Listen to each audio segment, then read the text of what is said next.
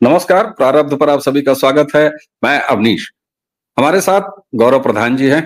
गौरव प्रधान जी का स्वागत है।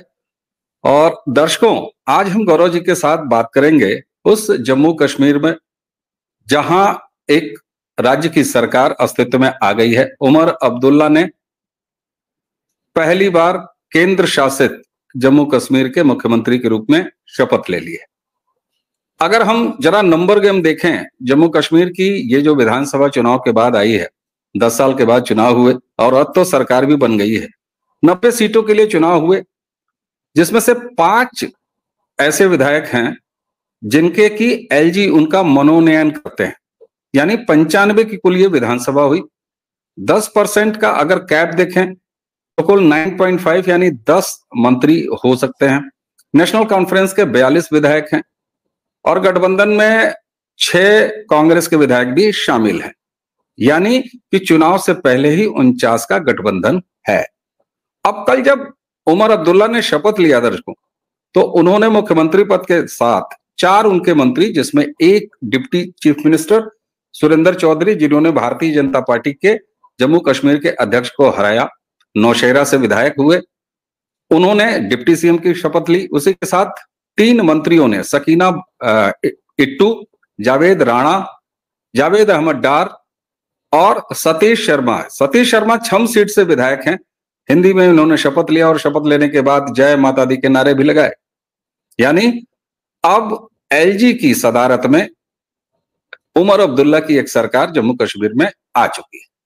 हालांकि शुरुआत में कांग्रेस शामिल होगी, नहीं शामिल होगी, ये सारी चीजें चलती रही।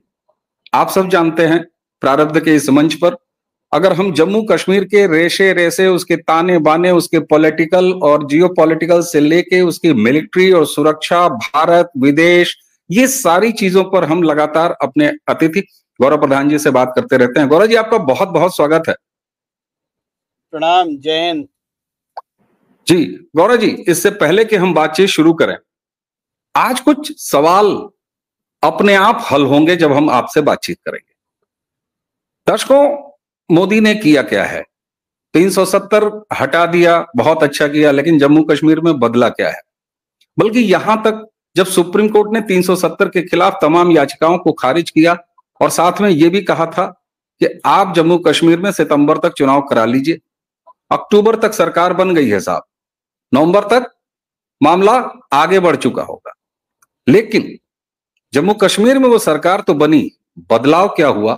जरा एक वीडियो गौरव साहब आपके सामने मैं रखता हूं, उस वीडियो को दर्शक भी देखें कि जम्मू कश्मीर में आखिर बदलाव हुआ क्या है।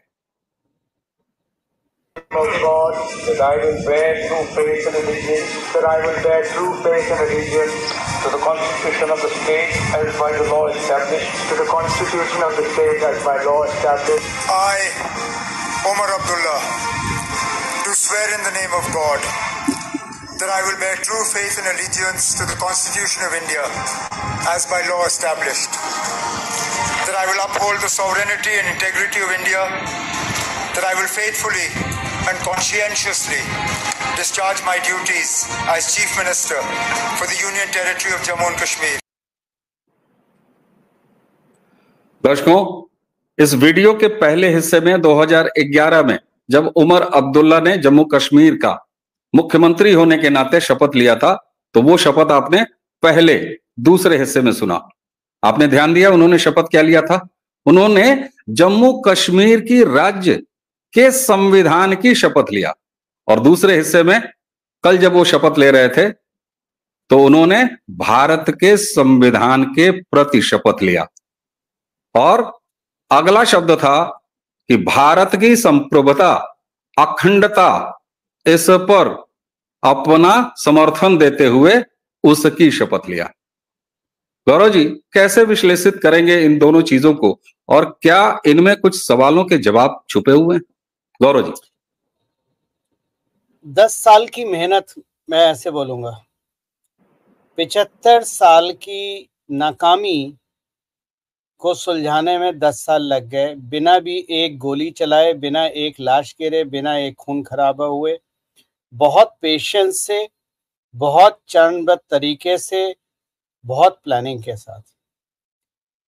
कल का दिन एक ऐतिहासिक दिन है। एक ऐतिहासिक दिन था वो जब नेहरू ने 370 धारा घुसा दी थी संविधान में चुपचाप।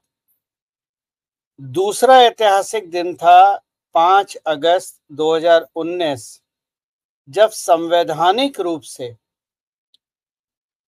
कश्मीर भारत का अभिन्न अंग बन गया। और एक कल का दिन था 16 अक्टूबर 2024 जब कश्मीर पूर्ण रूप से पॉलिटिकली, राजनीतिक रूप से, लोगों के इलेक्ट्रोल के माध्यम से भारत का अभिन्न अंग बन गया। यही हमारा मिशन था 10 साल का जो पूरा हुआ। अब इसके आगे कश्मीर को आगे बढ़ना है और भारत का हिस्सा बनके, भारत का ताज बनके ये आगे बढ़ेगा। अवनीश भाई। जी गौरव जी, ये बात तो समझ में आती है और ये भी पता लगता है कि साहब पहले संवैधानिक स्थिति क्या थी जम्मू कश्मीर के सरकार की, और अब जब धारा 370 खत्म हो गया, किसी और दूसरे राज्य, किसी और यूनियन टेरिटरी की तरह जम्मू कश्मीर है, भारत का अविभाज्य हिस्सा है, अनिवार्य हिस्सा है, संवैधानिक रूप से हिस्सा है, ये सामने आया। लेकिन बहुत सारे लोग ये कह रहे हैं कि साहब सेंट्रल गवर्नमेंट ने भी कहा है कि हम स्टेटशिप वापस कर देंगे, सब कुछ हो जाएगा। ऐसे में एक बड़ी चिंता है बड़े वर्ग में कि जो कुछ भी 370 के समाप्त करने के बाद अब एलजी को बहुत अच्छे खासे पावर दिए गए हैं। बहुत सारी ऐसी चीजें, केवल पुलिसिंग नहीं और बाकी चीजें नहीं, बल्कि स्टेट एडमिनिस्ट्रेशन का भी एक अच्छा खासा दखल अब एलजी रख रहे हैं। ये सारे बदलाव हुए, लेकिन 370 की वापसी ये नेशनल कॉन्फ्रेंस के एजेंडे में है, लिख के दिया उन्होंने अपने वोटर, और अब वो मुख्यमंत्री हैं। कांग्रेस किस वजह से सरकार से बाहर रही है, इस पर हम बाद में आएंगे, लेकिन ये कंफ्यूजन आगे कैसे चलेंगे, कैसे देख रहे हैं आप 370 को लेके? एक ऐसी सरकार जिसने चुनाव के वक्त ये लिख के दिया है कि वापस लाएंगे, अब उसका क्या रहेगा ताना बाना? देखिए, चुनाव के वक्त एक नैरेटिव होता है वोटर्स को लुभाने के लिए। ठीक है, मैं चुनाव में किए हुए इन चीजों की ऊपर ज्यादा ध्यान नहीं रखता हूं, क्योंकि भारत संविधान से चलता है। कल की जो ओथ है उसमें chief minister of Jammu Kashmir ने भारत के संविधान को सर्वोच्च मान के शपथ ली है। और रहा 370 वापस आने का, 370 स्टेट नहीं ला सकती। 370 अगर कोई घुसा सकता है तो केवल केंद्र घुसा सकता है। अब जिम्मेदारी भारत की, संपूर्ण भारत की, कश्मीर की नहीं, संपूर्ण भारत की जिम्मेदारी है। क्या हम उस पार्टी को आगे आने वाले समय में वोट देके सेंटर में बिठाएंगे जो 370 जिसने पहले लाए थे और अब फिर से लाने की बात कर रहे हैं? ये लोगों के ऊपर है। देश लोगों के इलेक्टोरल वोट से चलता है, ना कि किसी नेता के मन मर्जी से। ठीक है, तो आने वाले समय में ये सवाल भारत की समाज, भारत की जनता, भारत के हिंदुओं पे निर्भर करती है। क्या आप उन लोगों को वापस सत्ता में बिठाओगे जिन्होंने भारत के ताज को काटा था? क्योंकि देखिए, पाकिस्तान कभी भी स्टेक होल्डर नहीं था कश्मीर में। पाकिस्तान को स्टेक होल्डर बनाया था नेहरू जी ने। जब नेहरू यूएन में कश्मीर का मुद्दा लेके चले गए थे, जबकि सरदार पटेल ने मना करा था, तो ये नेहरू की उदारवादी मूर्खता थी जिसकी वजह से पाकिस्तान स्टेक होल्डर बना। और 1947 से लेके 2019 तक अमन की आशा के गीत गाते रहे हम, जबकि 4 लड़ाइयां हुई, हमारे सैकड़ों जवान शहीद हुए, लाखों सिविलियंस की डेथ हुई, उनका कत्लेआम हुआ, गोली बम बारूद सब ब्लास्ट सब चलता था इस देश में। पहली बार शांति है। और पिछले 10 साल में जो ये कश्मीर का ताना बाना बना, एक लाश नहीं गिरी। 370 हटने के बाद भी एक लाश नहीं गिरी। बहुत सारे लोग, बहुत बहुत महान इंटेलेक्चुअल लोगों ने कहा था प्रेसिडेंट एक लाइन लिख के दे दें 370 हट जाएगा। इन महामूर्खवादी इंटेलेक्चुअलों से पूछो अगर वैसा होता तो कितनी लाशें गिर गई होती। तो आपने क्या करा, देखिए पूरी बात समझने के लिए आपको याद होगा मैंने आपके साथ एक वीडियो करा था जहां 100 रुपए की महिमा बताई थी। आज कश्मीर का प्रोसेस समझा देता हूं। कश्मीर 2019 में हमने 370 नहीं हटाई, हमने तैयारी 2009 में करी थी। 2009 से 2014 प्लानिंग थी कि हमें कार्य कैसे करना है। जब तक प्रॉब्लम को डिफाइन नहीं करेंगे प्रॉब्लम से सलूशन नहीं निकलता है। जब हमने प्रॉब्लम को डिफाइन करा तो हमें सबसे बड़ा जो रोड़ा अटका कश्मीर में, वो ना अलगाववादी थे ना आतंकवादी थे, वो थे सबसे बड़े कांग्रेस और दूसरा पाकिस्तान। ये दो स्टेक होल्डर थे जिनको निकालना बहुत जरूरी था। तो सबसे पहले हमने पाकिस्तान को साइड करा। देखिए 2014 से पहले भारत गरीब था, पाकिस्तान रईस था। 2016 के बाद पाकिस्तान का क्या हाल है वो आप सब जानते हैं और भारत कहाँ है, बोलिए। गौरव जी, एक आपने जो अभी बोला कि आप तैयारी ये 2009 से हुई। 2009 में कांग्रेस नहीं चाहती थी। 2009 से वो कौन सी सरकार थी जो 370 हटाने की तैयारी शुरू कर रही थी? मुझे लग रहा है कि ये कंफ्यूजन हो सकता है, इसलिए इसको मैंने क्लियर करना जरूरी समझा। हाँ, 2009 से 2014 आडवाणी जी ने जब 2009 का चुनाव हार गए, तो अब वो हार के ऊपर मैं नहीं जाता क्योंकि हार एक कारण था संजय जोशी और नरेंद्र मोदी की अंडरस्टैंडिंग नहीं थी। 2009 में जब आडवाणी जी हार गए, जिसका पूर्ण रूप से ज्ञान था कि हारेंगे, नरेंद्र मोदी जी और उनके जो टीम में लोग थे उन्होंने ब्लूप्रिंट बनाना शुरू करा भारत का, जो 2014 से 2024 तक के बीच में इम्प्लीमेंट करना था। और उसमें सबसे बड़ा हिस्सा था जो नरेंद्र मोदी जी का आज से नहीं 40 साल से मिशन है, कश्मीर से 370 हटाना और संपूर्ण कश्मीर को भारत का अभिन्न अंग बनाना। लाइफ में कोई भी चीज आप तब तक सही नहीं कर सकते अगर वो प्रोसेस ओरिएंटेड ना हो। तो आपने सबसे पहले प्रोसेस में उन रोड़े को हटाया जो कश्मीर की इंटीग्रेशन के लिए सबसे बड़ा स्पीड ब्रेकर था।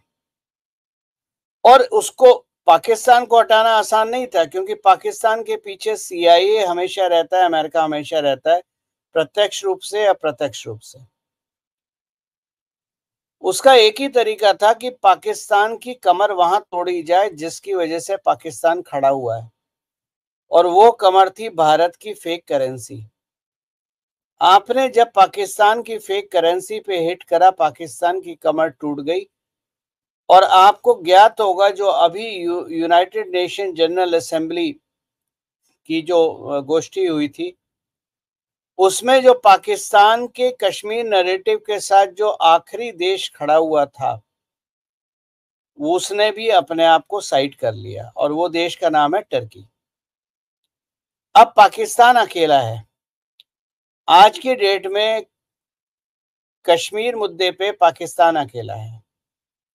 तो आपने एक प्रोसेस फॉलो करा, आपने पहले उनको हटाया, फिर आपने 370 हटाया।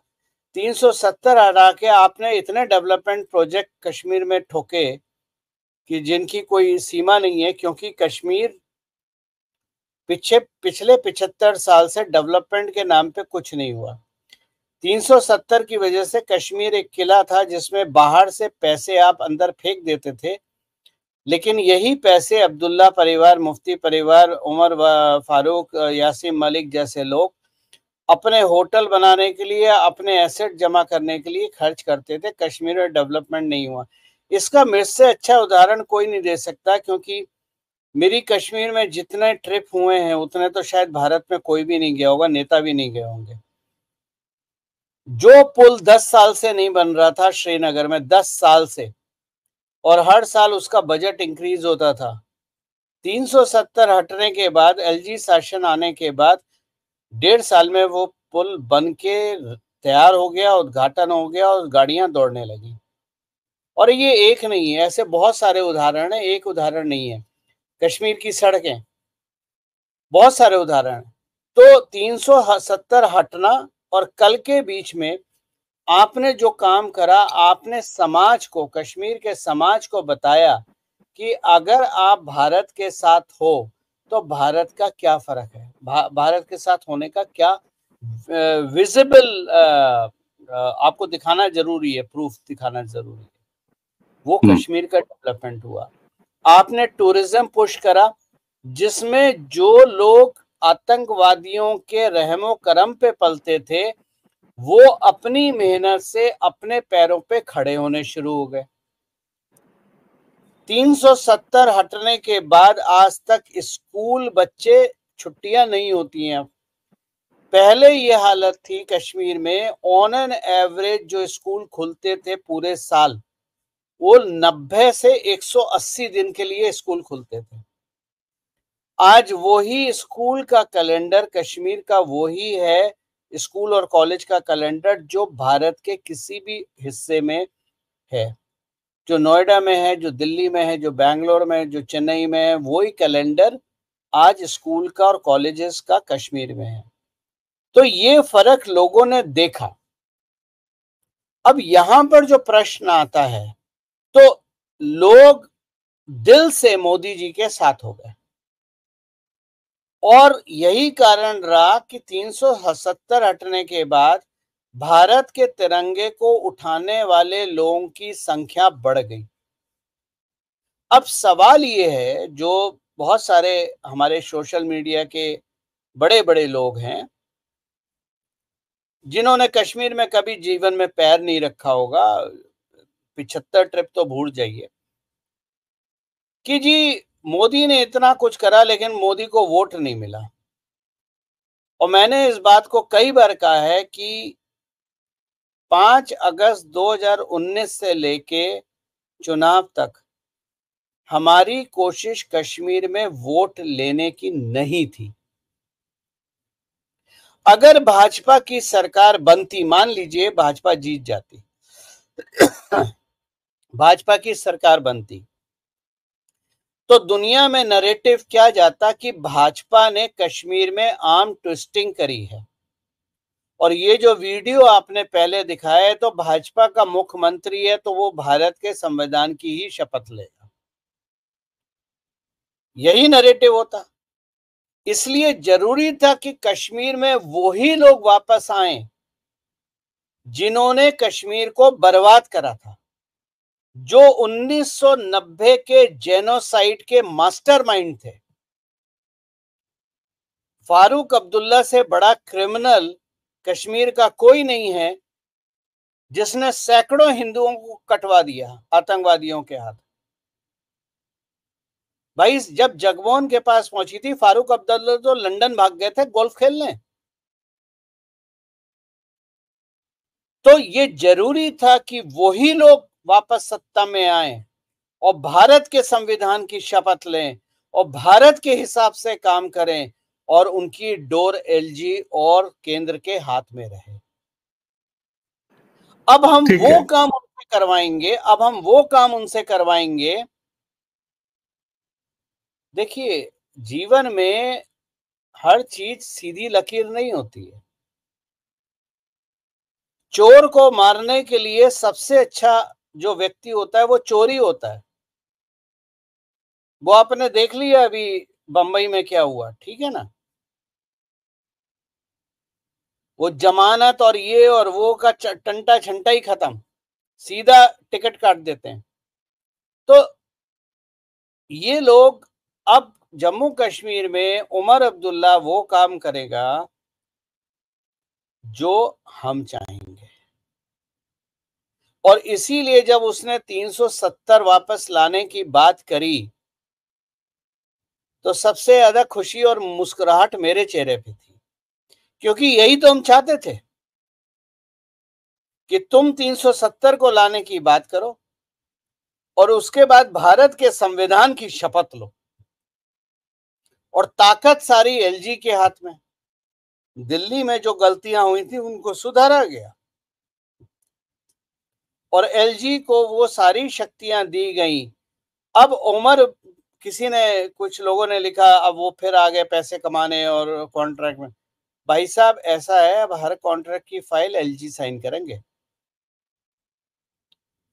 उमर अब्दुल्ला आज की डेट में, as of today, Omar Abdullah एक ग्लोरिफाइड म्युनिसिपैलिटी के मेयर से ज्यादा कुछ नहीं है। अब इसका रिपरकशंस क्या है, डिफरेंस क्या है, वो मैं बता देता हूं। डिफरेंस क्या है पिछली सरकार में और इस सरकार में, 370 से पहले और 370 के बाद। 370 से पहले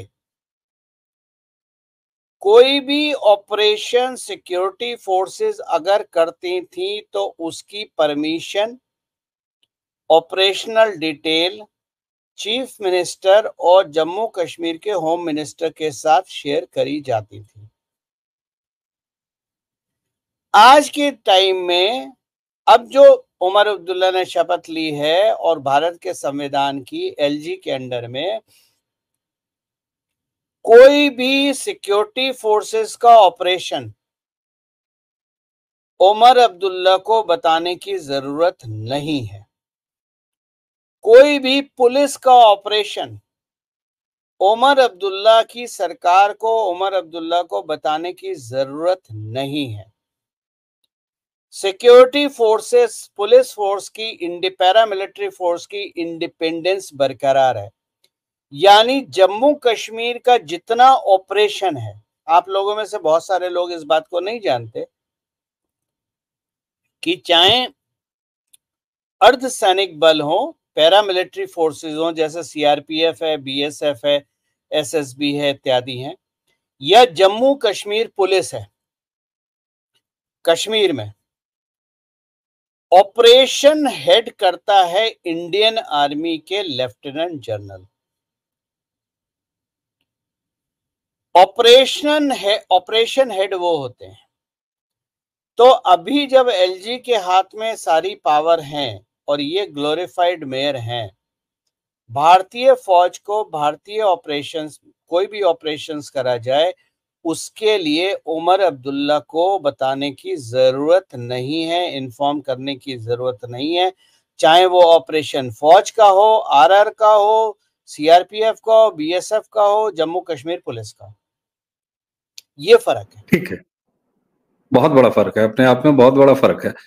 एक चीज आप हमेशा कहते रहते हैं और हमेशा आपने कहा, उसके आधार भी दिखाई दे रहे हैं। आपने बड़ा अच्छा समझाया कि साहब एलजी के जो अब पावर, एक जो चेंजेस हुए हैं उसके बाद, और जो दिल्ली में गलतियां हुई थी, यानी दिल्ली जब आप कह रहे थे तो अरविंद केजरीवाल की जो एक सरकार है, यूनियन टेरिटरी की विधानसभा में आप उसका जिक्र कर रहे थे, वो सारा कुछ दूर किया है। उसको लेके बहुत लोगों के पेट में मरोड़ भी उठा था।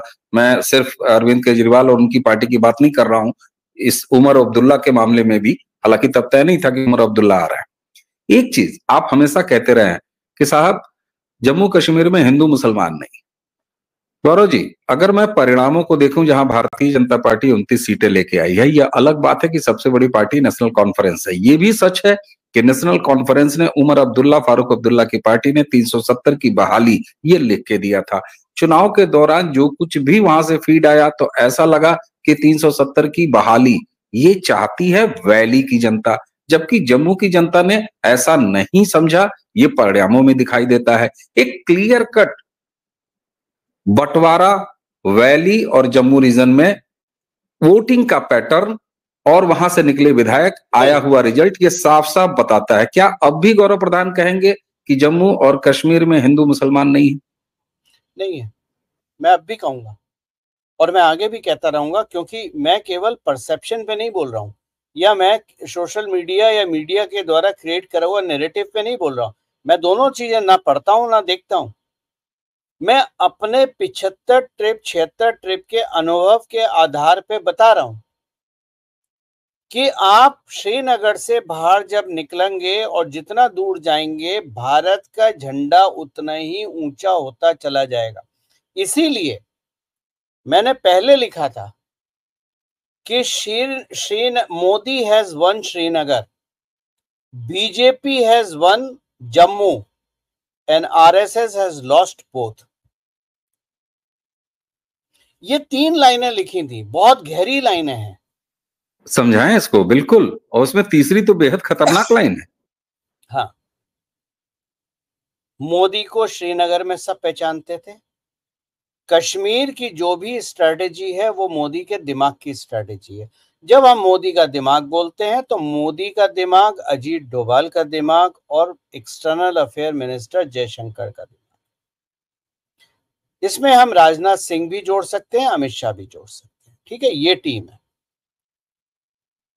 तो वैली में अगर आप जाएंगे तो वैली में लोग मोदी को प्यार करते हैं आज भी, लेकिन उनको अभी पूर्ण विश्वास नहीं है कि हम सुरक्षित हैं। यानी अगर हमने मोदी का खुल के साथ लिया तो हमें गोली नहीं मारेगा कोई। ये जो ह्यूमन माइंडसेट है, इसको जाने में समय लगता है, एक दिन का काम नहीं। और अगर आपने पिछले 5 साल देखे हो तो कुछ लोगों को आतंकवादियों ने मारा जिस पे उधम मचा।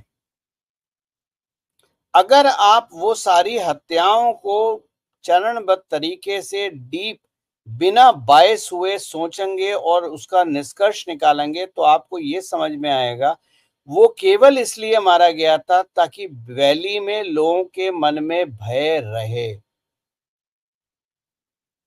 इसलिए मैंने कहा, क्योंकि मोदी एक प्रधानमंत्री है, मोदी एक राजनीतिक व्यक्ति नहीं है, मोदी एक प्रधानमंत्री है। और प्रधानमंत्री ने कश्मीर उठा के पाकिस्तान की झोली में डाल दिया था। और ये दूसरे प्रधानमंत्री हैं जिन्होंने ना केवल झोली से कश्मीर वापस ले लिया, बल्कि जिस जमीन पे खड़े होके वो झोली में कश्मीर लिया था वो भी वापस लेने की तैयारी शुरू कर दी। भाजपा जम्मू जीत गई बिकॉज भाजपा ने जम्मू में ज्यादातर हिंदू मुसलमान हुआ, तो भाजपा जम्मू जीत गई। संघ इसलिए हारा कि राम माधव जैसे व्यक्ति को आपने कश्मीर में भेजा।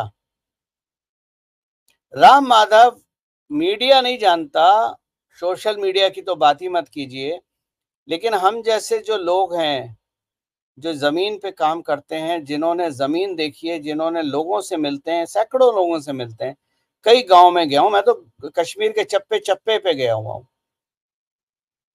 राम माधव के बारे में लोगों की धारणा गलत है। तो एक तरह से ये चैलेंज था, क्योंकि राम माधव संघ की तरफ से कश्मीर में थोपे गए थे, पहले भी और अभी भी। और हमने ये कहा चल तू थोप दे। कश्मीर की हार राम माधव के सिर बंधेगी, मोदी जी के सिर नहीं बंधेगी। तो ये डन एंड डस्टेड वाली स्टोरी है। तो संघ जीता कहां? और जब मैं संघ की बात कर रहा हूं, मैं आपको पहले क्लियर कर दूं कि मैं आम स्वयंसेवक की बात नहीं कर रहा। मैं भी एक स्वयंसेवक हूं, मैं आम स्वयंसेवक की बात नहीं कर रहा। मैं संघ के शीर्ष पे बैठे हुए चुने हुए नेताओं से, संघ की टॉप ब्रास जो है उससे बात कर रहा हूं, जो इस वक्त बहुत ज्यादा महत्वाकांक्षी है। संघ की जो वैल्यू है उसने ताक पे उठा के रख दिया है, और खुद का महिमा मंडन कितना हो। मैंने एक पोस्ट में किसी ने मेरे को लिखा था परम पूजनीय मोहन भागवत जी, तो मैंने लिखा बिल्कुल सही बात है, परम पूजनीय मोहन भागवत जी अगर ये परम पूजनीय हैं तो नरेंद्र मोदी मर्यादा पुरुषोत्तम है। ठीक है, लेकिन यहां मेरा एक सवाल है जी। आप ये कह रहे हैं कि वैली में आरएसएस आ रहा। आरएसएस तो एक सांस्कृतिक संगठन है, वो तो चुनाव लड़ता ही नहीं और दूसरी तरफ भारतीय जनता पार्टी ने दूसरी तरफ भारतीय जनता पार्टी ने जितने उम्मीदवार जम्मू रीजन में खड़ा किए, ये बहुत बड़ी भारतीय जनता पार्टी के समर्थकों की ये शिकायत है जो नहीं समझ रहे हैं। इसलिए मैं आपसे डिटेल में, चूंकि आप उसको बहुत बेहतर तरीके से समझाते हैं, वैली में भारतीय जनता पार्टी ने उतने कैंडिडेट नहीं दिए और दूसरी तरफ आप कर रहे हैं, मतलब पार्टी लड़ी नहीं वैली में और आप कहते हैं कि संघ हार गया वैली में। ये क्या ताना बाना है? मैं इसको भी समझना चाहूंगा और आपके माध्यम से दर्शकों को भी। जी, संघ हार गया, क्यों हार गया? आपको पीछे ले जाते हैं। जब पीडीपी के साथ भारतीय जनता पार्टी ने सरकार बनाई थी तो संघ की रजामंदी से बनाई थी या इसको अमित शाह और मोदी ने थोपा था?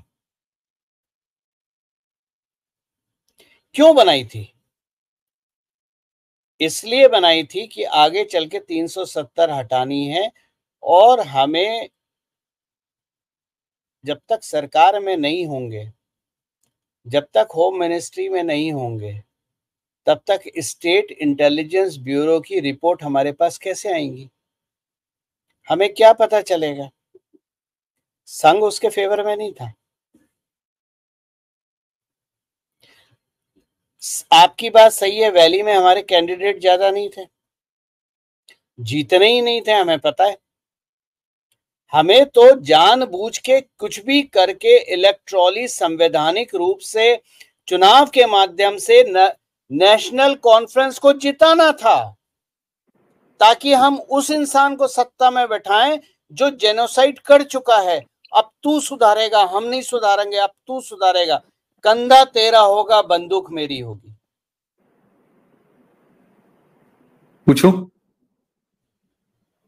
गौरव जी, बिल्कुल इस बात से किसी को इनकार नहीं है और मैं बार बार इस बात को सामने रखता रहा हूं आपके माध्यम से कि ये हकीकत है कि एक यूनियन टेरिटरी की विधानसभा में किसी मुख्यमंत्री को उठा के बैठा देना, आपने कहा एक सजावटी महापौर, निश्चित रूप से कंधा अब वहां के मुख्यमंत्री उमर अब्दुल्ला का है और गोली चलेगी मनोज सिन्हा की, यानी एलजी की। ये बात ठीक है, साफ है।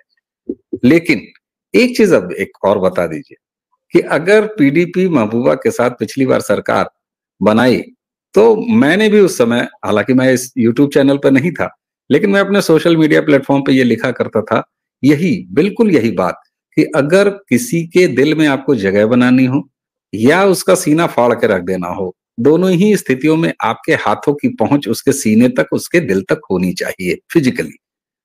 तो यही ये वजह थी कि मुफ्ती के साथ सरकार बनाई। आप कह रहे हैं कि आरएसएस नहीं चाहती थी, ये मोदी और शाह का गेम था।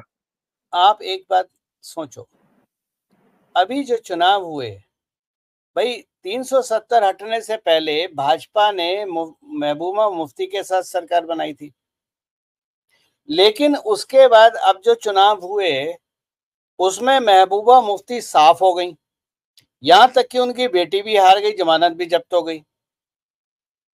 तो अगर भाजपा की इक्वेशन पीडीपी के साथ थी या हो सकती थी राजनीतिक रूप से, तो नेशनल कॉन्फ्रेंस को जीतने के लिए क्यों बोला गया? इसीलिए बोला गया क्योंकि पहली चीज वो 370 का गाना गाएगा, क्योंकि नजरबंद हुए थे दोनों बाप बेटे, और 1990 में जेनोसाइड का, हिंदुओं के जेनोसाइड का अगर एकमात्र जिम्मेदार आदमी है तो फारूक अब्दुल्ला है। और यही फारूक अब्दुल्ला है जिसने बोला था अगर मोदी प्रधानमंत्री बन गए तो मैं डल लेक में कूद के आत्महत्या कर लूंगा। अब बताओ क्या करोगे तुम? अब तो बेटा तो गाने गा रहा है मोदी जी के, he is a very honourable man. हाँ, मैं उधर भी आना चाह रहा था, अचानक सुर बदल गया और मुझे लग रहा है कि कांग्रेस जो भाग खड़ी हुई, कांग्रेस की दो वजह हैं। एक मुझे जो लगता है, आप इसको वेरीफाई करिएगा सर, कि हमने तो लिख के दिया नहीं था 370, औकात हमारी है नहीं 6 सीटें लेने के बाद, तो इसलिए भी कांग्रेस भाग खड़ी हुई। या उमर अब्दुल्ला अब जो आई लव यू बोल रहे हैं मोदी जी के प्रति, उधर क्योंकि सरकार तो चला नहीं है, अभी तक नेता थे, अब जो है सरकारी कर्मचारी हैं। कांग्रेस बहुत बुरी फंसी है। इसमें नेशनल कॉन्फ्रेंस निकल लेगी, भाजपा निकल लेगी, आगे आने वाले समय में पीडीपी भी सुधर जाएगी, लेकिन कांग्रेस के ताबूत में कील गड़ गई है।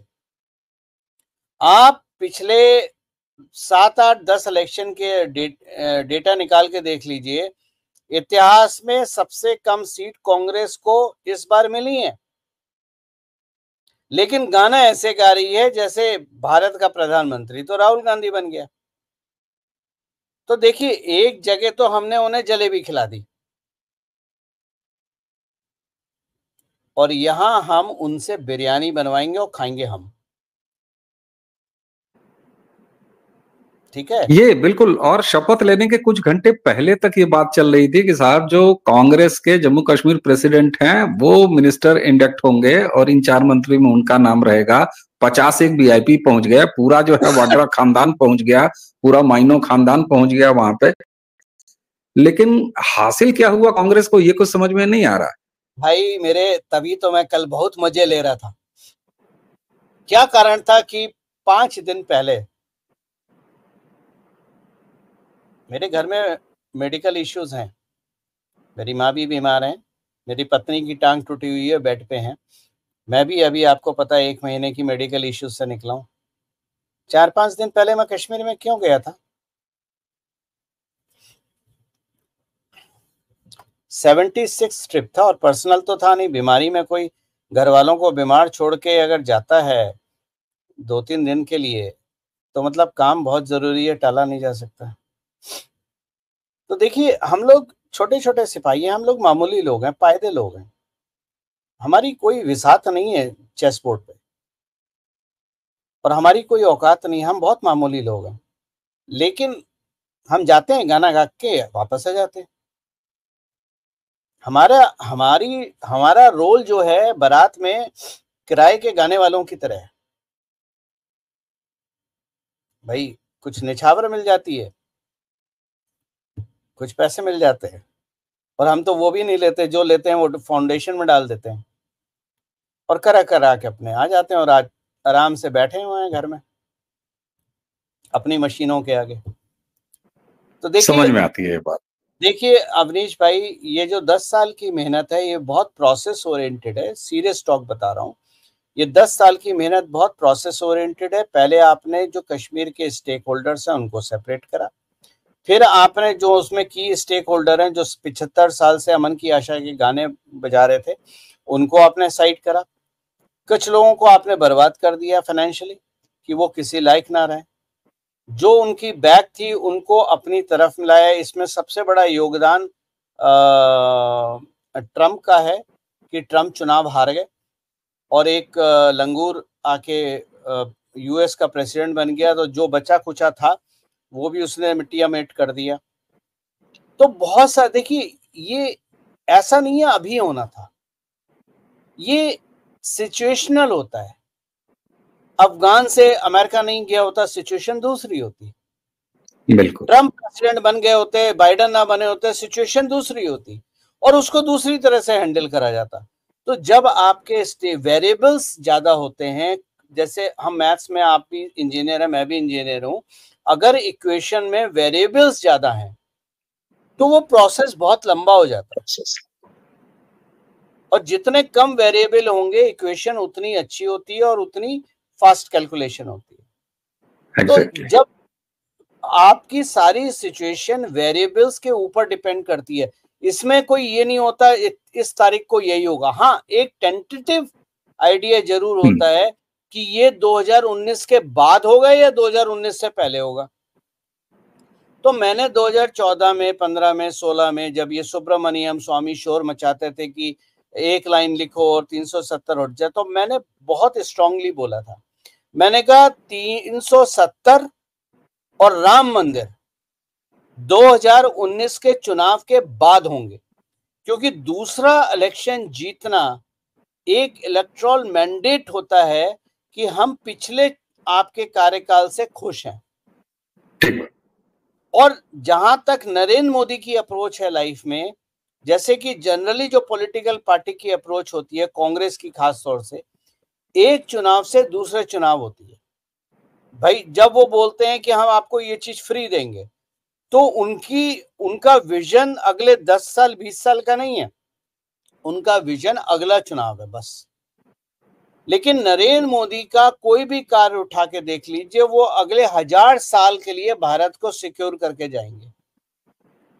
और जो कुछ कल हुआ जम्मू कश्मीर, जो शपथ ग्रहण हुआ, और 5 अगस्त 2019 से बाद जो कश्मीर में हुआ, क्या वो हिंदुओं के लिए नहीं है, जो हिंदू मुस्लिम करते हैं? बहुत सारे लोग लिखते हैं मेरे को कश्मीर में कुछ नहीं करना चाहिए, डेवलपमेंट नहीं करना चाहिए, वहां तो मुसलमान है। महादेव को और शक्ति को छोड़ के आ जाओगे कश्मीर में तुम, ठीक, और कुछ नहीं करोगे तो वो भूमि तो पाकिस्तान ले गई ना। आज कश्मीर में चुनाव हुआ, देखिए 1947 से 5 अगस्त 2019 तक अमन की आशा ने कपड़े पेटीकोट उठा के नाचे, लहंगा उठा के नाच रहे थे, दोनों तरफ से मलाई खा रहे थे। 5 अगस्त हुआ, कॉन्स्टिट्यूशनली कश्मीर भारत का अभिन्न अंग बन गया हमेशा के लिए, लेकिन कॉन्स्टिट्यूशनली बना, पॉलिटिकली नहीं बना। फिर आपने डेवलपमेंट करा, आपने लोगों को अपनी तरफ करा, फिर आपने G20 करा। भाई G20 हम दिल्ली में कर लेते, बॉम्बे में कर लेते, बेंगलोर में कर लेते, कश्मीर ले जाने की क्यों जरूरत है? क्योंकि दुनिया को दिखाना था कि जो पाकिस्तान का नैरेटिव है वो गलत है।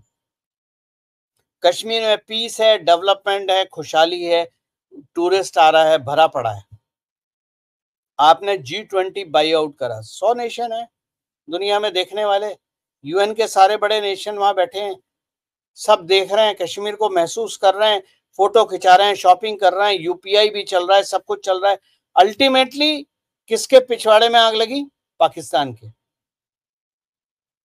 और वो सब करने के बाद फिर आपने, सुप्रीम कोर्ट ने रूलिंग करी।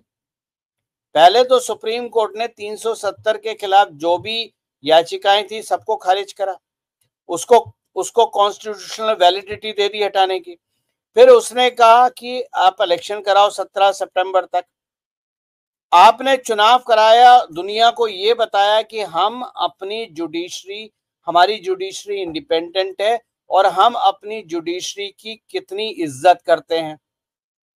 Independence of judiciary is very important. तो आपने G20 करा, आपने जुडिशरी की बात मानी, आपने इलेक्शन करा, और आपने उसको सरकार में बिठा दिया लाके, जिसने जो प्रॉब्लम की जड़ थी। शेख अब्दुल्ला, फारूक अब्दुल्ला, उमर अब्दुल्ला, ये जड़ है कश्मीर की जी। और अब आप उनसे ही सुधरवाओगे जिन्होंने इनको बिगाड़ा था। बिल्कुल ठीक है, मुझे एक कहावत याद आ रही है, कांटे से कांटा निकालने वाली बात।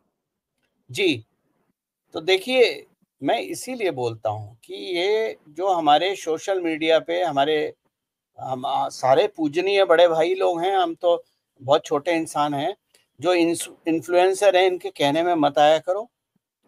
जीवन में एक ट्वीट दिखा दो इनका जिसमें इन्होंने भड़काया न हो और आपके निजी जीवन में पॉजिटिविटी लाने के लिए कुछ करा लिखा हो।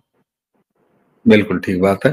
पर एक चीज और कही जाती है ना कि बड़े मिशन जो हैं या बड़ी बीमारियां वो 3 दिन की एंटीबायोटिक में खत्म नहीं होते। आप सबको पता है कि डोजेज उसके बड़े बड़े होते हैं। और कल का एक संयोग देखिए, जिस समय उमर अब्दुल्ला, वही उमर अब्दुल्ला जिनके बारे में आपने पूरा बता दिया, उस खानदान के बारे में पूरा बता दिया, वो उमर अब्दुल्ला एक यूनियन टेरिटरी के अंदर आने वाली विधानसभा जो कि एलजी के डंडे से हाँकेंगे, वहां शपथ ले रहे थे। तो दूसरी तरफ संघाई समिट से लौट रहे जयशंकर जब भारत आए तो पाकिस्तान ने वहीं पर एक प्रस्ताव पारित किया, कश्मीर अलापा, और उस जयशंकर ने उसे ऐसी लात मारी कि भाई साहब तुमसे बात तो छोड़ दो, पीओजेके पर भी तुमसे बात नहीं करना, वो तो हमें खाली लेके आना है। तो निश्चित तौर पर ये वो बदलाव था। और सबसे बड़ा बदलाव दर्शकों जो हमने, वो आपको एक वीडियो दिखाया 2011 में उमर अब्दुल्ला की शपथ जम्मू कश्मीर स्टेट के संविधान के नाम,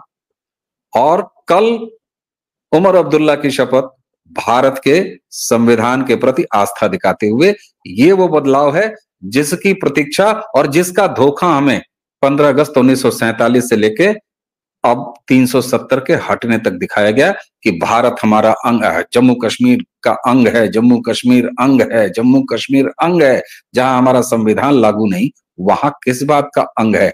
ये बहुत बड़ा कोड बदला है। और मुझे लगता है कि अगर 370 हटने के बाद की सिर्फ इतनी उपलब्धि कि जम्मू कश्मीर अब वो उसी तरह का राज्य है जैसे राजस्थान है, जैसे बिहार है, जैसे उत्तर प्रदेश है, जैसे बंगाल है, जहां भारत का संविधान लागू है। अगर यही अकेली उपलब्धि हो तो ऐसी उपलब्धि पर लाख लाख कुर्बान। तो अब वंदे मातरम की जमीन है जम्मू कश्मीर। और फारूक अब्दुल्ला के वही बेटे उमर अब्दुल्ला, जो कभी अलग संविधान, अलग निशान के नाम की शपथ लेते थे, आज भारत के झंडे के नीचे हैं। और मुफ्ती का क्या हाल है, जो ये कहती थी कि तिरंगा उठाने वाला कोई नहीं बचेगा। जी, कल श्यामा प्रसाद मुखर्जी का वो वक्तव्य सपना सच हो गया। एक देश, एक विधान, एक प्रधान।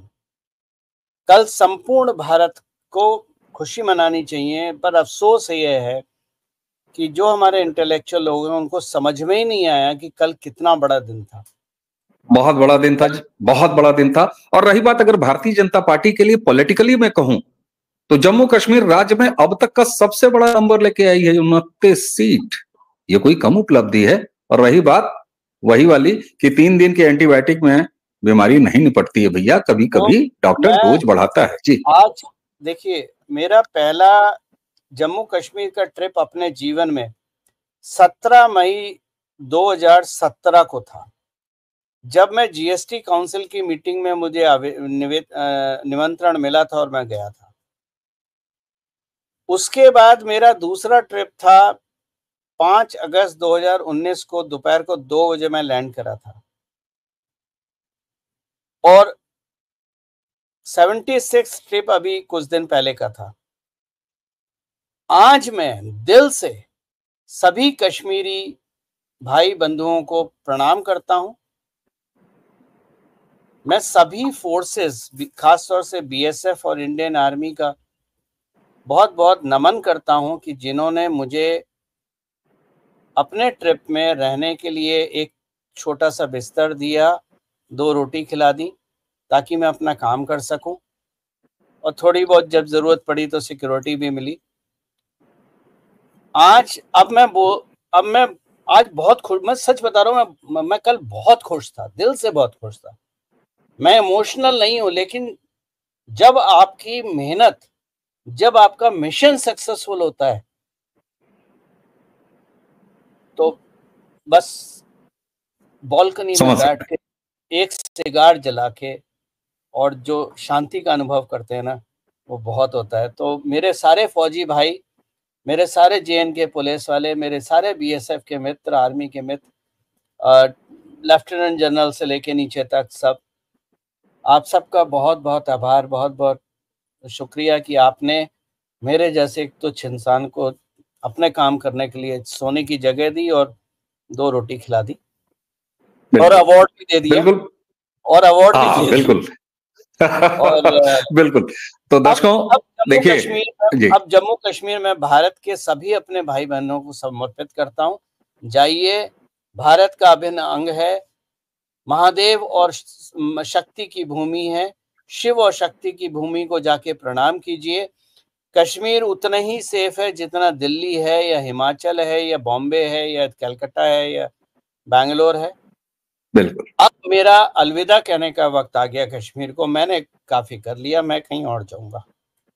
बिल्कुल बिल्कुल। और दर्शकों, कहीं का चुनाव जीत लेना ये सिर्फ एक चुनावी खेल होता है, लेकिन जो कुछ हासिल हुआ है जम्मू कश्मीर में, उसके लिए वही वीडियो बार बार खोजिएगा, उसको बार बार सुनिएगा, इसी वीडियो को बार बार रिप्ले करके सुनिएगा, आपको पता चलेगा कि कितना बड़ा परिवर्तन जम्मू कश्मीर में हुआ है। गौरव जी, आपने हमें समय दिया, आपका बहुत बहुत धन्यवाद। दर्शकों, इसी के साथ हमें और गौरव जी दोनों को आज्ञा दीजिए। नमस्कार, प्रणाम।